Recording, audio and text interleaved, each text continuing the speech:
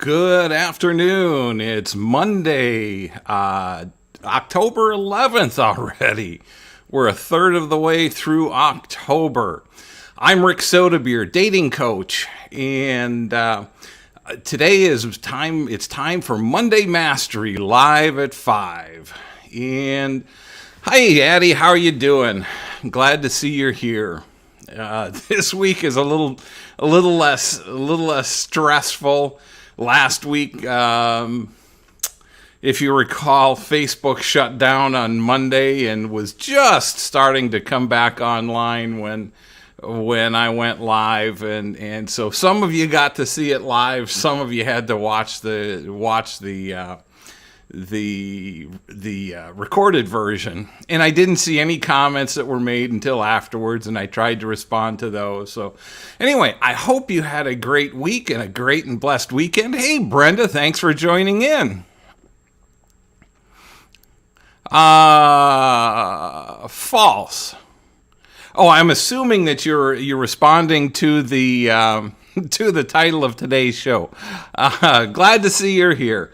And well, as long as Brenda brought it up, hey, Lindy, thanks for joining in. Glad to see you're here. The question and the subject actually came up over the weekend for me that once a cheater, always a cheater. And number one, I want to get your input because I know that a lot of people believe that. And in the dating world, there are a lot of beliefs that float around that sound logical, they sound reasonable, and they're widely accepted, but they're not necessarily true. And one of those that and I would like to get kind of just a thumbnail sketch here of who believes that in the old adage that once a cheater, always a cheater. I'm taking it that Brenda says, no, that's not true. Which of you believes that it's true? Addie says she does. So, okay. And, I had a conversation with someone over the weekend that they believed that was true, that once you cheat, you can never be trusted again. And I completely understand that, especially if you're the one that's been cheated on. Or you've watched it. This particular woman watched her mother be cheated on a regular basis by her father. And even though that was her singular experience, that was her belief. And so Lindy says, let me put this up. Let's see. Lindy says, when someone cheats, they are not getting what they need from their current relationship. There is a lot of truth to that, Lindy, and I'm a full believer in that. Hey, Tricia, thanks for joining in. Glad to see you're here. But there's in doing. Hey, Lanny, thanks for joining in. Glad you joined us tonight. When I've done some research on this, and I'm going to throw out another question to you. And I don't have it written down, and there's no way to really answer other just to type your answers in the chat box. Is it only men that cheat? And stereotypically, it's hey, Jill, thanks for joining in. Glad you're here. And stereotypically, we all picture the man as being the cheater. But is that true? Jill says, no, that's not true. Lanny says, no, that's not true. Addie says, there is a fine line on what people feel is cheating, physical or emotional. physical or emotional, as examples. And you're getting ahead of me here, Addie. That's one of the things I'm going to get into. And she also says women cheat too. So and that's exactly right, Addie. Both cheat. Now, statistically, things that I was researching for today's topic shows that men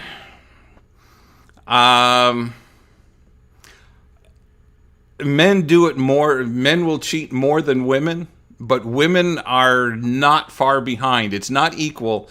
They're and Lindy says no, that's true. Women cheat too. So we're pretty much on the same page there. The statistics show that of the men of the people that cheat, about what was it, about 34% were men, and about 13. No, it was more than that. It was about 17 or 18% were women, and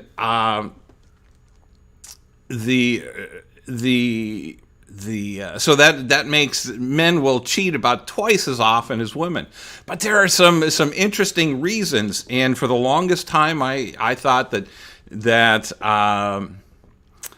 it was primarily because there's something missing in the relationship, and many times there is. That's I'm not going to discount that at all. But in doing some research, Addie brings up a good point, that there's two different types of cheating. There's a physical, where you're actually physically out with somebody, or physically intimate with somebody, and then emotional cheating. It could be reconnecting with somebody on Facebook or social media and start having illicit conversations. But going back to the subject here, I kind of veered off. There are multiple reasons. There can be narcissistic reasons, and we have to be careful about calling somebody a narcissist or labeling somebody as a narcissist, because that is actually a medical diagnosis. Somebody may have narcissistic tendencies or characteristics, but that doesn't necessarily make them a narcissist. So we want to be careful there. But that being said, there are those character traits that can cause someone to be a cheater. There is research that shows it could be in our DNA, and there's nothing conclusive at this point, but there's something in the line of DNA, and I didn't completely understand the explanation, but it was a very scientific explanation, and that there may be some link there. So it may be biological. Now, there are emotional reasons, such as problems at childhood, abandonment, or emotional issues with in childhood that causes us to abandon our mate, or to step out on our mate. There may be connection issues or issues with being able to connect with other people on a healthy level. So there's a variety of issues there. And can these issues be resolved? Some of them can, and some of them can't. Now, there was a study that a UK study, not University of Kansas, a study in England, the United Kingdom, that studied the percentage of cheaters that are repeat offenders or serial cheaters. And at that time, and this is probably about 5 years ago, there was a distinct line that you cheated once and that was it for the majority of people, and for whatever reason. But it was about 93% are one-time cheaters, and only about 7% are repeat offenders. So if and it could be back up here, Addie. It could be that if your experience is that which teaches you that once a cheater, always a cheater, it may be the men that you've been involved with. I don't know, but statistically, scientifically, cheating is not a repeat event for most people. Again, there are some. There are going to be that handful, and that number may be different in the United States. And as time evolves, as our society shifts, our society changes, because what's right and wrong for my generation may not be right or wrong in the millennial generation or younger generations, because these attitudes shift over time.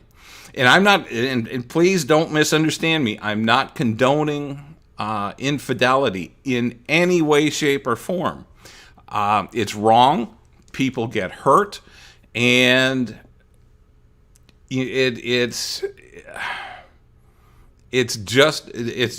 obviously destructive to any relationship, and it's hard. And the other interesting thing that I discovered in my research for this is that men and women look at cheating differently.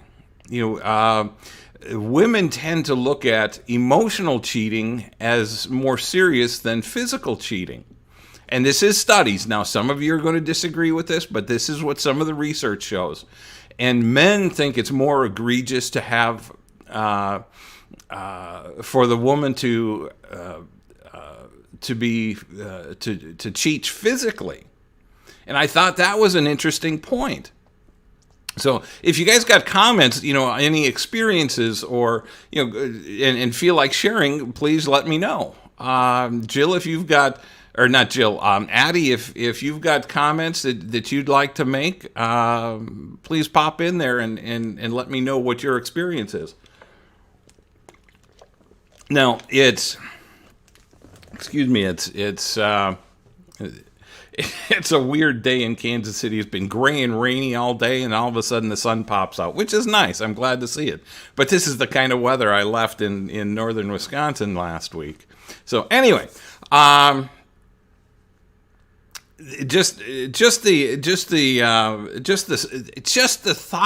topic has lit up a firestorm in a couple of different areas in my social media. And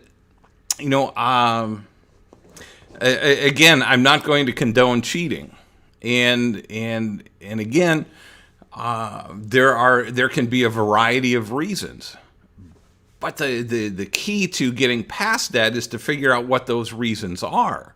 If you're in a relationship and you're being cheated on, are you willing to take them back, or is that a deal breaker for you? If you're doing the cheating, or if you were the cheater or the one that was in,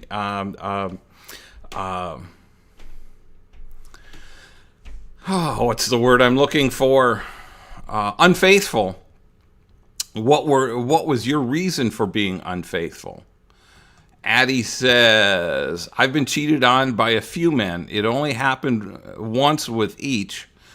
It happened to with each it happened to, but it was because I would leave the relationship. Can't get the trust back in my eyes, and that's a huge issue. Is regaining trust, because once you break that trust, it is extremely difficult to get that back. And there has to be an open book type it has to become an open book relationship, where if you're the unfaithful one, In my opinion, you have to open up your social media accounts. You have to open up your phone. You have to allow for an extraordinary amount of scrutiny, and so and at the time, it may not seem like a big deal. It's just it's new and exciting. Jill says, my daughter's boyfriend cheated and then treated her like she was untrustworthy constantly. Well, and Jill, that is sounds like a solid example of a narcissistic characteristic that that he wasn't taking responsibility for his actions, and at the very worst, he may not be a narcissist, but he's going to be emotionally immature, and hopefully your daughter dumped him and moved on. If somebody's, and see, that's part of regaining the trust. I think that Addie was referring to, is that you have to admit that you screwed up. If you're the unfaithful one. And Addie says, there were relationships I wasn't getting what I needed, but I would try to make it work and communicate. But when things didn't change, I would leave before I would cheat. And that's the mature thing to do. And and that's part of my contention in most relationships, is that there's something missing at home, whether it's an emotional connection, a physical connection, or there may be chemistry missing, there may be physical attraction missing, but whatever it is, there's something missing in those relationships. And Addie, I'm proud of you for walking away from those relationships rather than cheating. And if it's a non-marital relationship, the easiest thing to do is just walk away sooner rather than later. And that's why I always promote never sticking around in a relationship when something isn't quite right.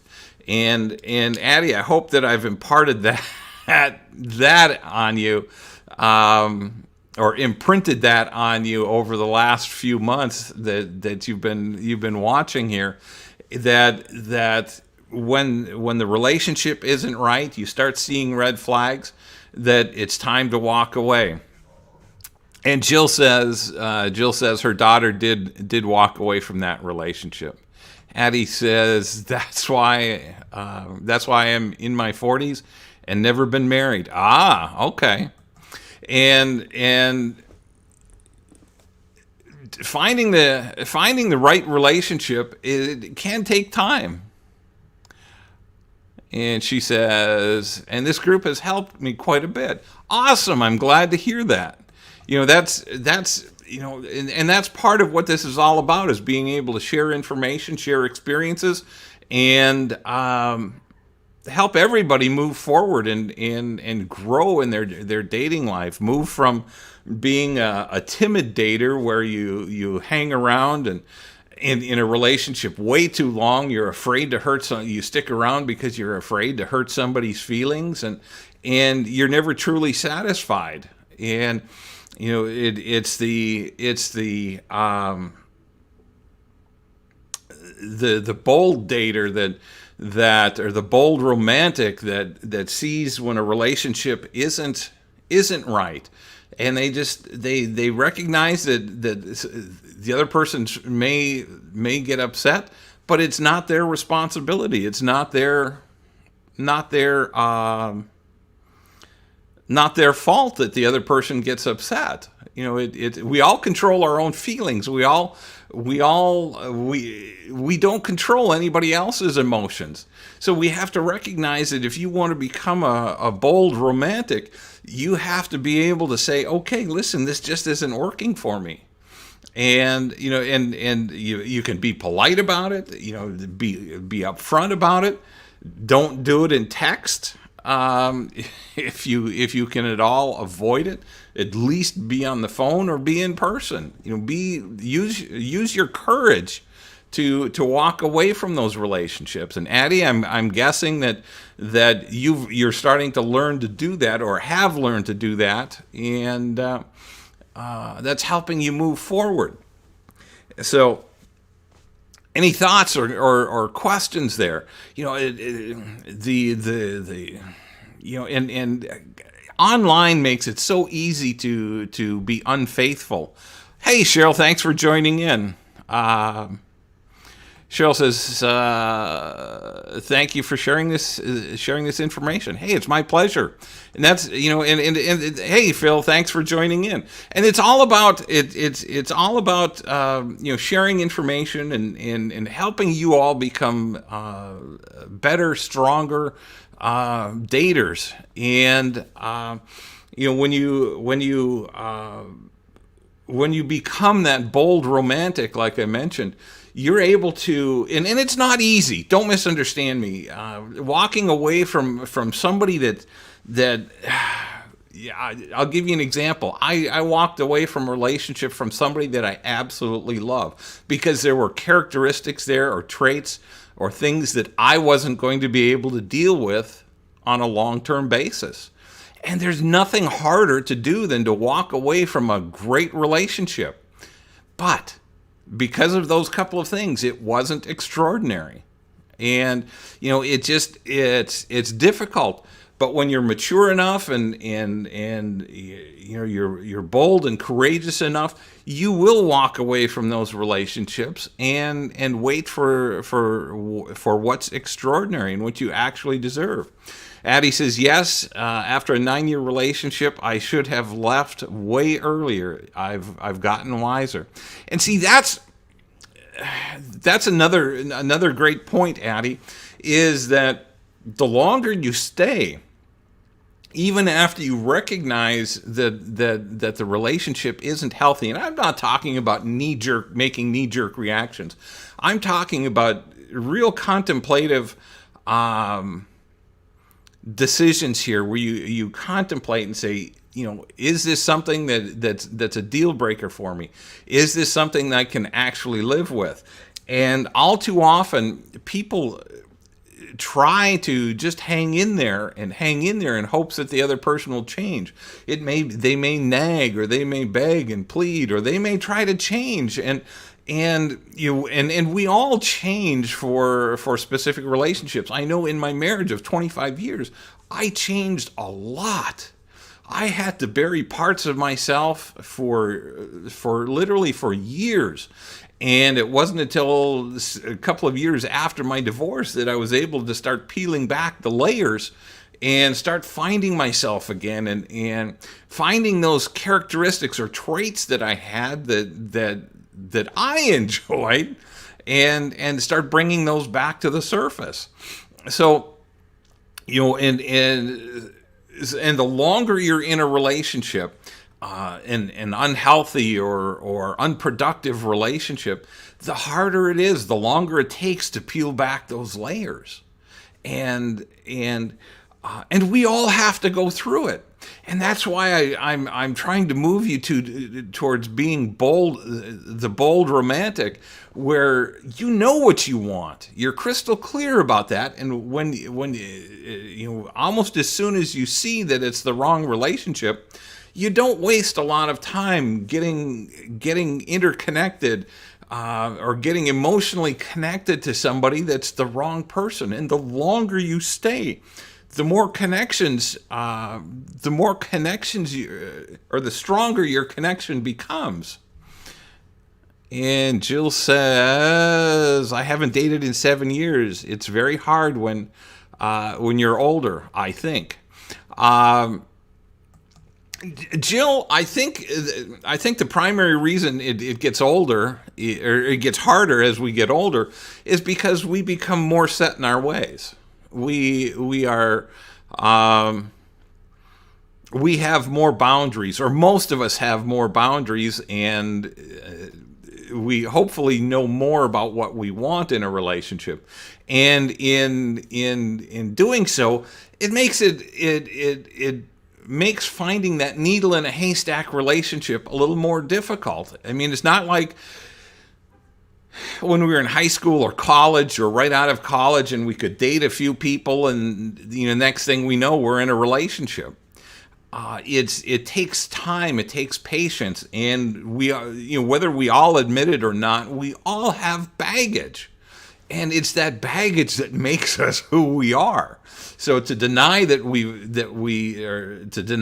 have any baggage is, I don't know, kind of a false belief, because all that baggage to me is just all of our past experience, and you can't bury that. I mean, you can leave those experiences in the past. You don't have to dwell on them, but you need to. They need to be there. They've taught you lessons. They've built your character, and they're helping continue to mold who you are, and they're continuing. Hopefully, they're continuing to help you make better decisions as you go forward. Hey, Geneva, thanks for joining in. Geneva says, it's been 2 years out of my 20-plus year relationship, and I'm just now comfy signing up for the meetup group settings. I'm living life to the fullest. Awesome.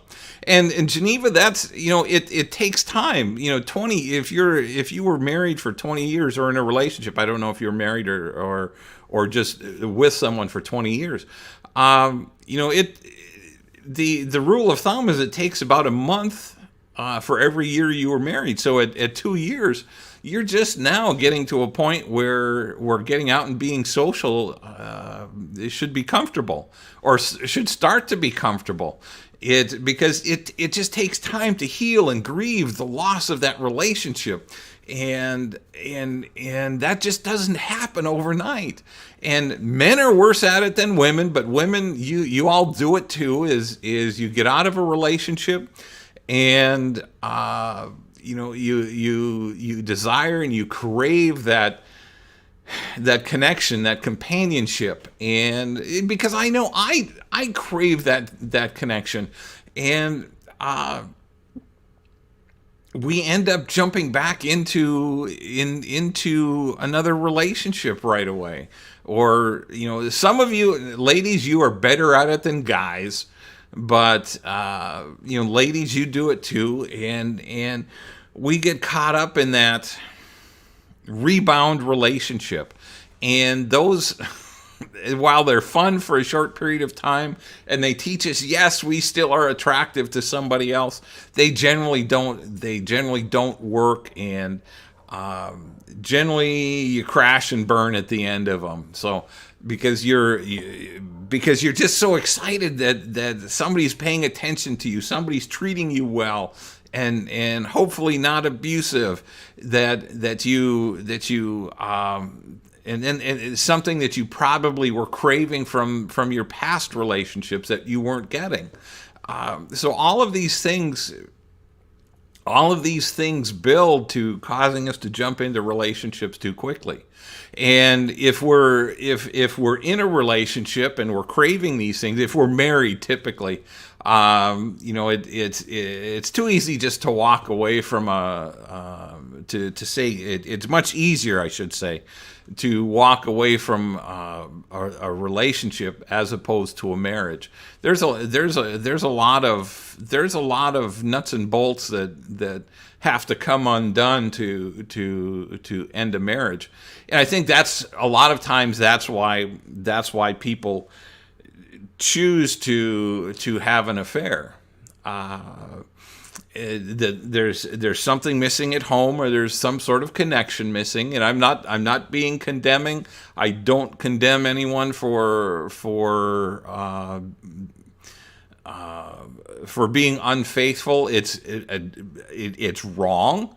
It hurts a lot of people, but we've all made mistakes, and so I'm not here condemning. I'm just sharing both from experience and from a professional standpoint. It hurts a lot of people.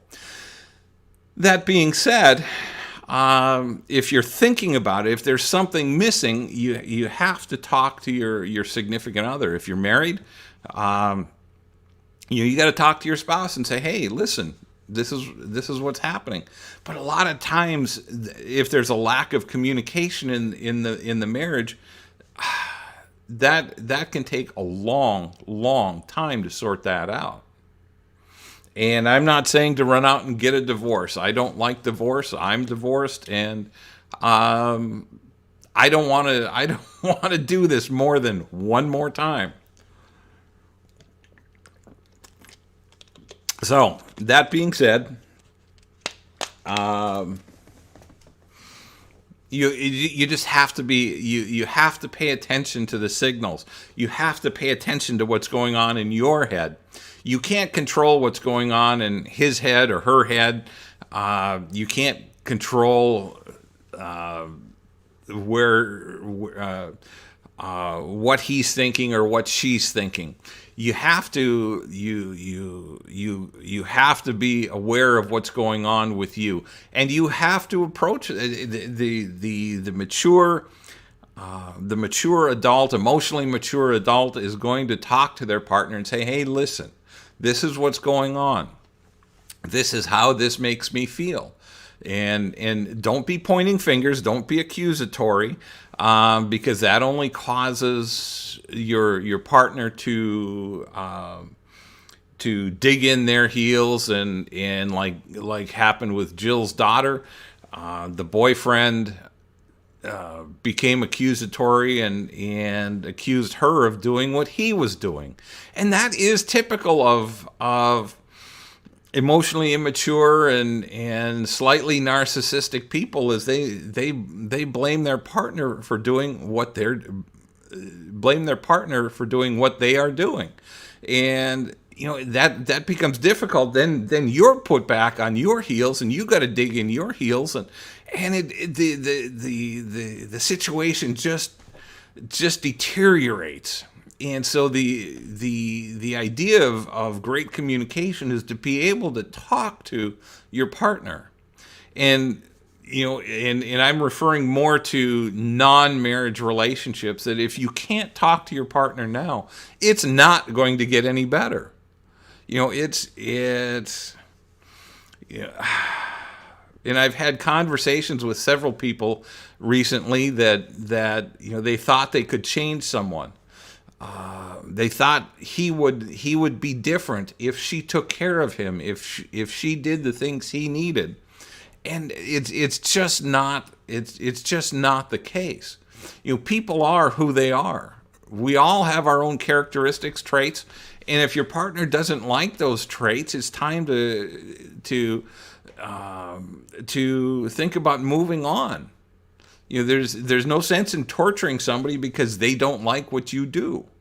Now if it's a matter of the toilet seat, yeah, you can learn to put it down, or ladies, you can learn to lift it up. Either one, I don't care. If it's down to the toilet paper, you can learn to adjust. It's over the top, under the bottom, yeah. Tubes of toothpaste, these all used to be big deals for me. And now it's just, if you squeeze from the middle, you get your own tube, because I squeeze from the bottom. There are those things that you can work through. But there are bigger things. There are disrespecting your partner. When your partner asks you to do something, and you say, "Yes, I'll do it," and then you don't do it, that's a total disrespect. And this is how relationships start crumbling, a little bit here, a little bit there. Not communicating, not telling your partner, when you're telling your partner, "Yeah, I'll be there for dinner," and then showing up 2 hours late. That's disrespectful. That's not good communication. These things right here, they allow us to talk from literally anywhere. there's only a couple, a few spots here and there across the country that we can't actually reach somebody. For the most part, you have instant access to your partner. So if you're going to be late, call, let them know. It's the courteous thing to do. They may be upset, but it's you're showing them respect by saying, "Hey, I know your time is valuable. I know you planned this big dinner. I'm going to be late." Addie says, "I don't know, Rick. Those everyday things may not be able." May not be able to compromise. The loading of dishwasher or toilet paper must be over. Yeah, Addie, I agree. It's over. It's over. To give you an example, I've got a tenant that in one of my buildings that they keep putting the paper towels on the rack so that they unroll from the back or from the bottom, and I it makes it so much harder. But I'm not going to fight them. They're renting the space, so go ahead. So and you do have to pick your battles. Loading the dishwasher, yeah, I understand that. You and I are alike in a lot of aspects. When you're done with the dishes, you rinse them off, put them in the dishwasher. And rather than let stuff just build up in the sink, it takes you 30 seconds maybe to do those things. And if your partner is asking you to do that, be respectful. If you can't be respectful, just because you don't like doing something doesn't mean that it doesn't mean that you shouldn't respect their request. Addie says, "I wouldn't fight my partner either if they were paying me." Yeah, well, they are paying me for the space, so yeah, it's not that big a deal, but but there are those things. There are those little things that just grate on you and make you crazy. Maybe you and your partner don't share the same taste in music, or one of you likes to play it really loud and the other one likes nice soft and likes to have it just in the background. These are all things that you've got to figure out early on. That and they don't become a big issue up front. It's the issue that they become a year from now, 5 years from now, 10 years from now, that you have to think about. It's like we talked about age differences a few weeks ago. That it's all fun and games right now, but you have to look at the impact of age or of letting something go now, or opposites. People say, "Oh, opposites attract." Well, they do technically, and those relationships average about 5 years, and then they start crumbling. And the reason is because what you think is cute now and is different right now, that all becomes just like fingers on a chalkboard and or fingernails on a chalkboard, and it will drive you crazy. So things that you don't like now, you're not going to like later on. Just because you're infatuated with somebody or you think you're in love with somebody early on, doesn't mean that those issues aren't going to rear their ugly head later on. And that's where you have to be bold and courageous about your decisions. You have to think forward. Everybody wants to be in a relationship, or most of us want to be in a relationship, but we can't settle. The minute you settle, you're going to be disappointed. Maybe not right now, but at some point down the road, you're going to be disappointed in your decision. And your odds are you're going to end up walking out of that relationship because you did settle. And then you have to start all over again. It's much easier to start over after the first 30 or 60 days than it is to go for a year, 5 years, 10 years, and then make a decision to leave because they're driving you crazy. And that's where developing good communication early on is so important. Finding out about your partner. What was their childhood like? Are they involved with their family or not? Do they have a good circle of friends or not? There are a lot of things that you can discover about somebody that will avoid problems later on, including cheating or infidelity. These are the red flags that should be examined. And this is why it's so important to step back out of the infatuation, out of the raging hormones, and take a realistic look early on. Hey, Deb, thanks for joining in. Deb says, patience doesn't necessarily get better with age. Exactly. That's my whole point. You might be patient now, but patience wear thin after a while. And where you really need patience, Deb, is in your search for that right person. Being patient is critical to finding that right relationship. And patience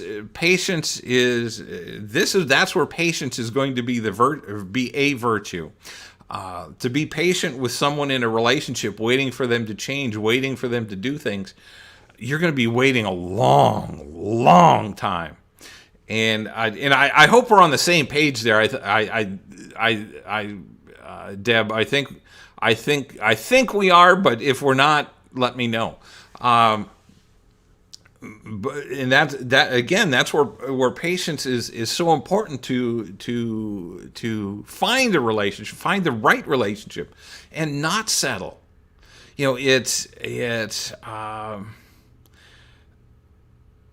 it's so easy to settle. It would be, all of us, we could all be in a relationship today if we were willing to just settle and be mediocrely happy or mediocrely content.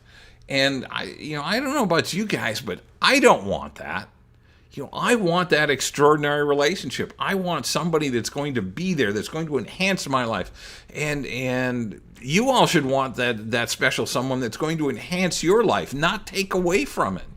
And that's what settling does. It takes away from your joy, from your happiness, or your joy. The happiness is an inside job, but when you're with the wrong partner, it can wear away at your happiness. And it's just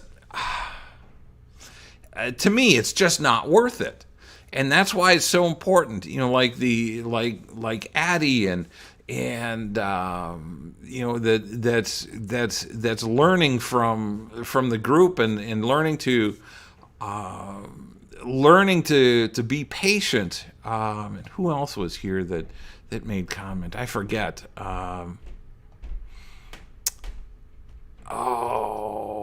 I'm just struggling to scroll through comments here. But as I scroll back through the comments, I want to go back to Jill's comment about dating getting harder when you're older. It does. But the idea is that you want to stay focused on what you want. We all become set in our ways, and I know that the one thing that I've come to realize is that there are people out there that are set in similar ways. So that's just another aspect of the relationship. And Jill, I know from your Facebook page, because we're friends on Facebook, that you're very much into horses, and the person that I would imagine you want in your life would have to at least enjoy horses.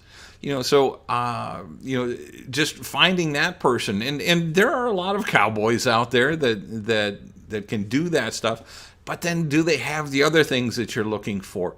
Maybe you need a city boy that will enjoy your hobby or your interests as you teach them about it. So there are any number of ways that we can approach dating. But it depends on what your preferences are, what your personal choices and desires are. If you don't want to teach somebody, for me, it's sailing. And I would be thrilled to teach somebody about sailing and to have somebody to just to be there and enjoy the experience. And for Jill says, LOL, maybe so. And part of it is when you find somebody, you may not necessarily have everything in common. In Jill's case, I know she likes horses, and maybe he doesn't know anything about horses. So maybe that's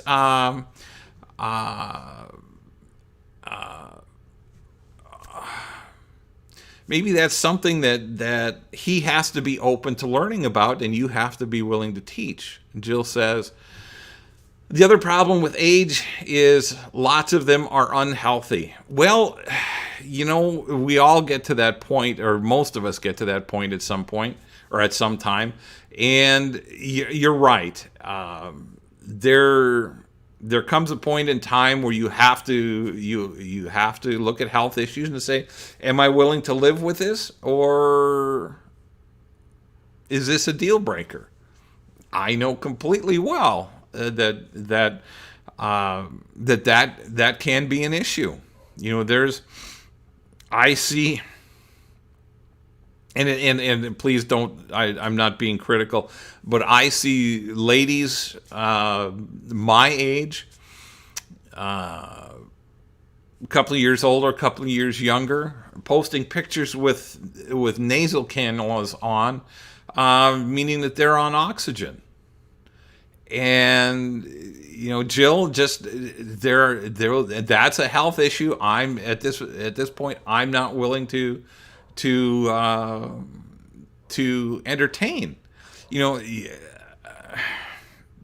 I think we all want somebody to enjoy life with, that enjoys some of the same things that we do.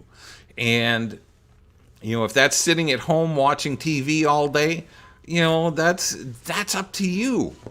Or if it's getting out and being active, walking, biking, riding motorcycles, riding horses, dancing, whatever it is, find somebody that is willing to share that with you.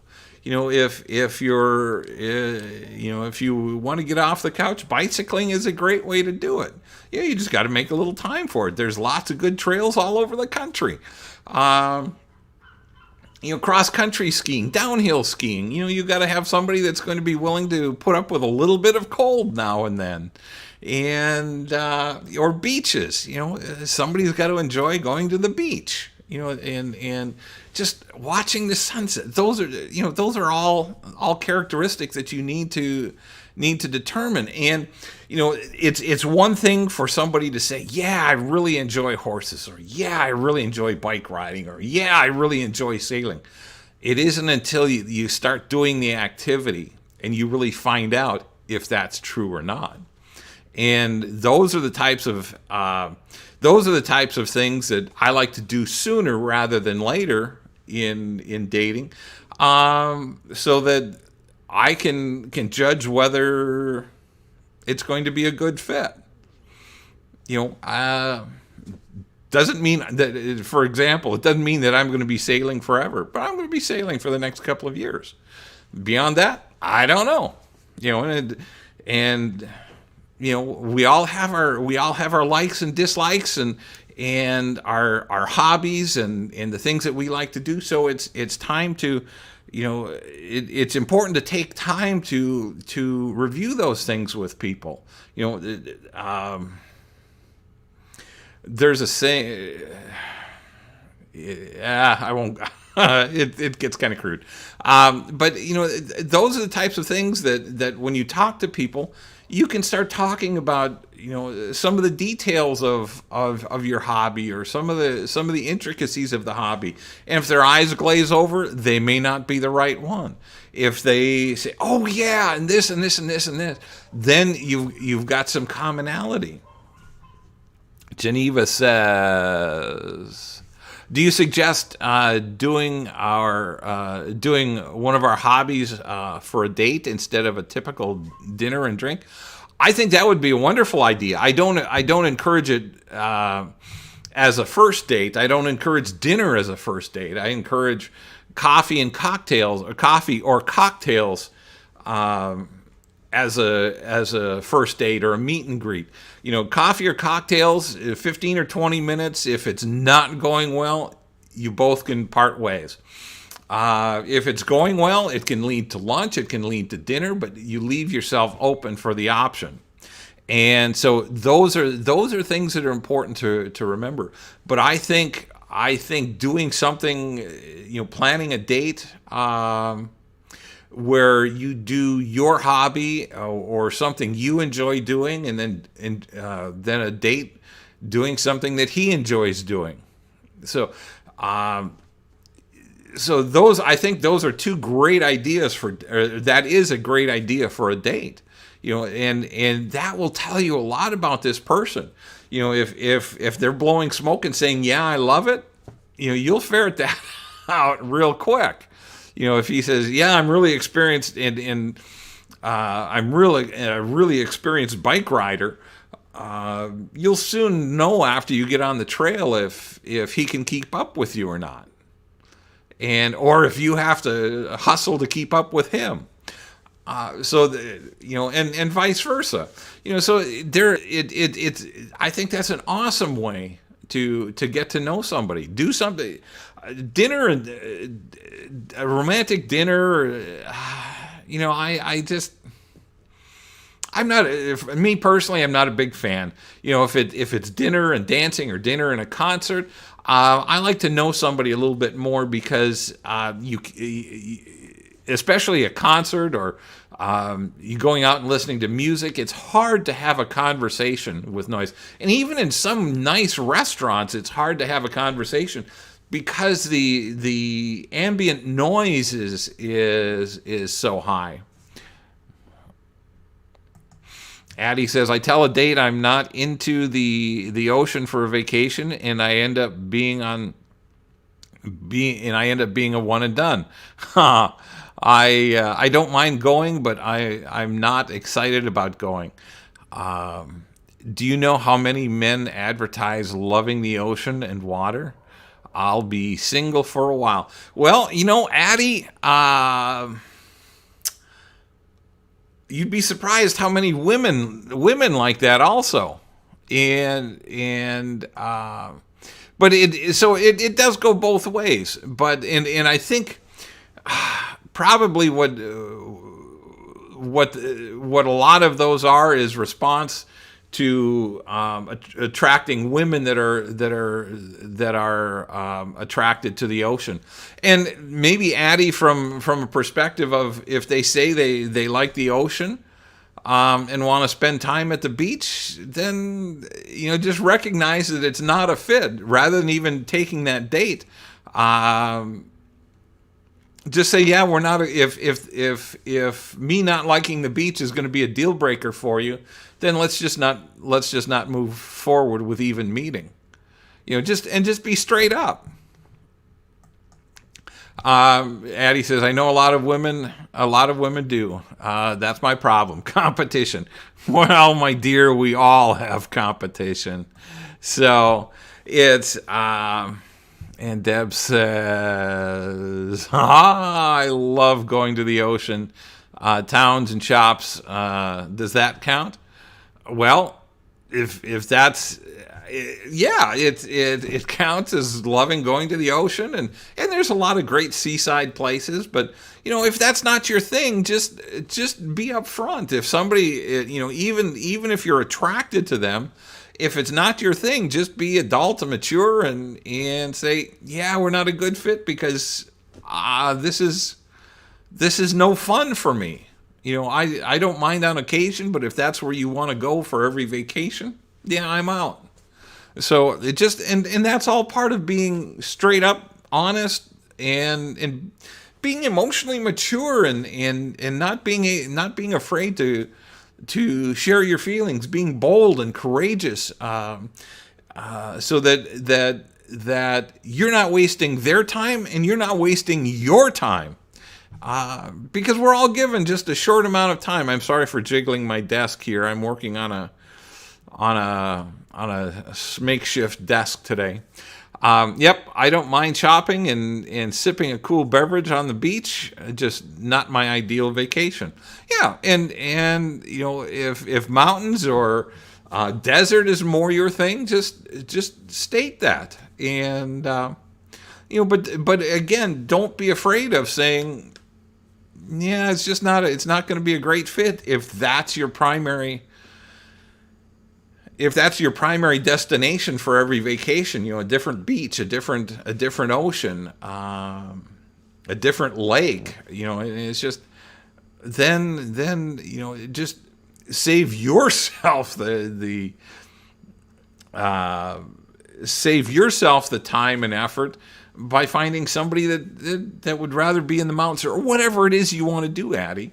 So, and I was sharing this with somebody that this has to be about you. When you find that right one, you'll find that you have so much in common, and it will be it will just make the connection so much easier, the getting to know each other so much easier. Phil says, volunteer for a community project together can be fun. There you go. That's an awesome idea. And Deb says, I love that idea. Win-win. Absolutely. You both go out and you're getting to know each other, you're sharing time together, and then you're doing something for the community. Phil, that's an awesome idea. So I hope you guys, Jill says, I'm thinking more women like beaches than men. Maybe that's what they say to try to attract you. Don't know many men that sunbathe. Yeah,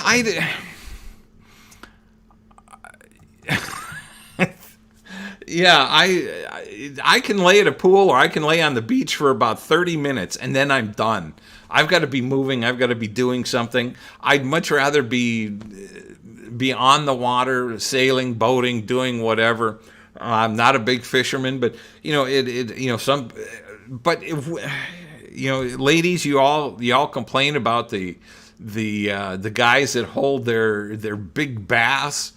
You cannot imagine the profiles that I've seen lately. The lady holding her bass, or holding a big fish that she caught on the ocean, and so we all have our different preferences. But if the ocean is not your thing or beaches are not your thing, just say so.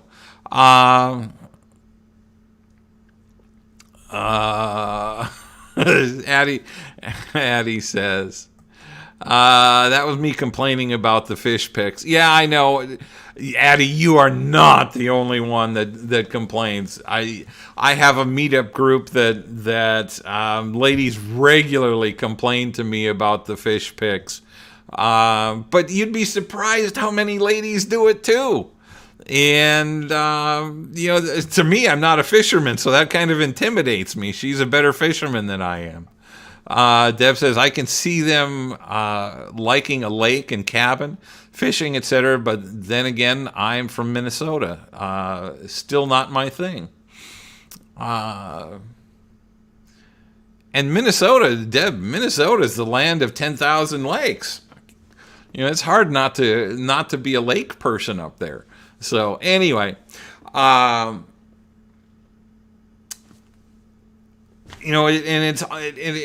it all boils down to is communication, and just being honest up front. Like I said earlier, bold and courageous. Use your courage just to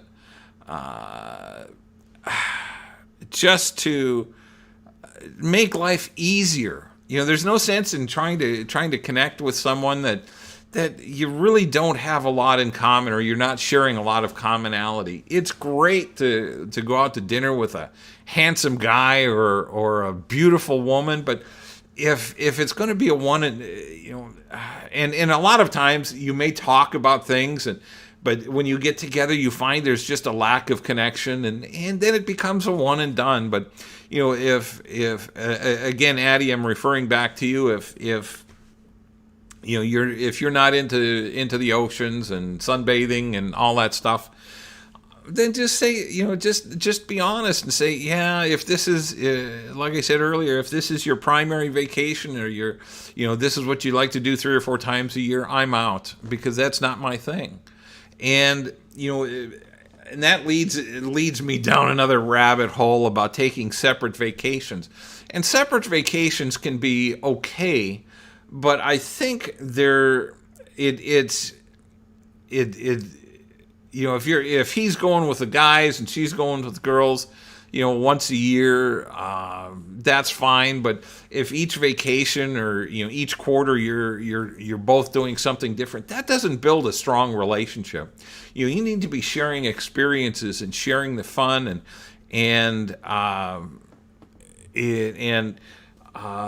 those are the things that create a stronger bond in your relationship, sharing time together.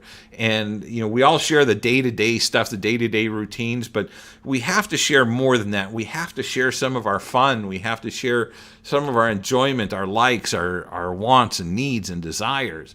And Deb says, my point is, in like to travel, I don't want a cabin. I go to every weekend. I want to go places in LA right now, and see, that's a great point, and that's something that needs to be communicated up front. And Geneva says, I love the water, but I'm also into kayaking. I'm assuming is it mud bogs or mug bogs, diesel truck pulls, and target shooting. There you go.